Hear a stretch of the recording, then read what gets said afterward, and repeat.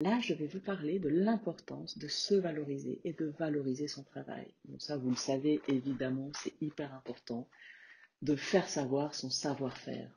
Hein, parce que le syndrome de la bonne élève qui travaille très bien, ça marche à l'école, on a des super notes, mais dans la vie professionnelle, ça marche moins bien. Il faut pouvoir dire, exprimer ce qu'on fait, et plutôt avec enthousiasme et positivité. Alors, ça ne marche pas dans tous les milieux. Il y a des sociétés, il y a des, il y a des environnements très négatifs, et dans ces cas-là, surtout, voilà, c'est terrible, mais allez faire autre chose. Prenez un coach pour vous aider à en sortir. Et dans la majorité des cas, les environnements sont quand même plutôt porteurs, plutôt soutenants, plutôt positifs. Et si vous ne valorisez pas votre travail, eh ben, qu'est-ce qui se passe? Vous n'êtes pas respecté, vous êtes moins promu, vous n'êtes pas valorisé par les autres non plus. Et le pire, c'est qu'il y a tellement de femmes qui se dévalorisent et qui dévalorisent leur travail, hein, qui ont raté quelque chose, qui se plaignent parce qu'elles n'arrivent pas à faire ça, à faire ci. Arrêtez, arrêtez de vous plaindre. Je pense à Karine. Elle était dans son entreprise et elle n'arrêtait pas de gémir. Elle n'était pas du tout contente de ce qui se passait.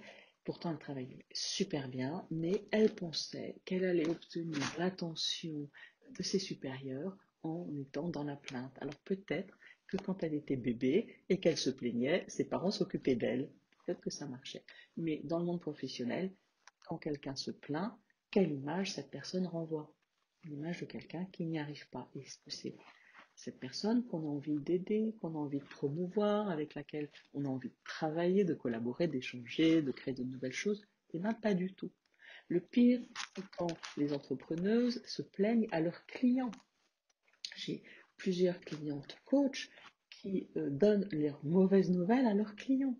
Quelle image leurs clients vont avoir de leur coach qui se plaignent parce que leur comptable a oublié la TVA ou parce que leur site internet ne fonctionne plus, etc. C'est pas là. Donc c'est ok de vous plaindre, mais plaignez-vous à votre cercle très proche et surtout, voilà, à votre coach, à votre psy, allez voir des gens pour vous aider pour sortir de la plainte. Donc l'importance de valoriser, de se valoriser son travail. Beaucoup de femmes aussi n'osent pas le faire parce qu'elles pensent qu'elles vont se vanter. Elles ont tellement peur de se vanter que du coup, elles préfèrent se dévaloriser ou ne rien dire du tout. Alors l'outil génial pour ça, c'est la Flash News. La Flash News, c'est vous imaginez le Flash Info de France Info. Vous ne gardez que les bonnes nouvelles. C'est positif, c'est court, c'est rapide, pouf, c'est percutant. Et là, il n'y a aucun risque de se vanter parce que vous allez parler des faits. Le principe, c'est de dire quelque chose comme je suis contente parce que, eh bien voilà, je suis en train d'enregistrer cette vidéo. Et pourquoi c'est important pour moi? C'est important pour moi de pouvoir partager avec vous cet outil de Flash News qui a vraiment fait ses preuves et qui a aidé déjà des centaines et même peut-être des milliers de femmes. Et c'est important pour moi de contribuer à l'épanouissement des femmes au travail. Point. La Flash News, c'est aussi rapide et direct que ça. Et je ne me vante pas. Si je me vantais, ça donnerait quelque chose comme ouais, je suis la meilleure des coachs et de toute façon, c'est vraiment génial mon travail, il n'y a que avec moi que vous pouvez réussir. Évidemment, c'est déconnant. Mais quand c'est un fait, je suis contente d'enregistrer cette vidéo parce que cet outil a déjà aidé des milliers de femmes.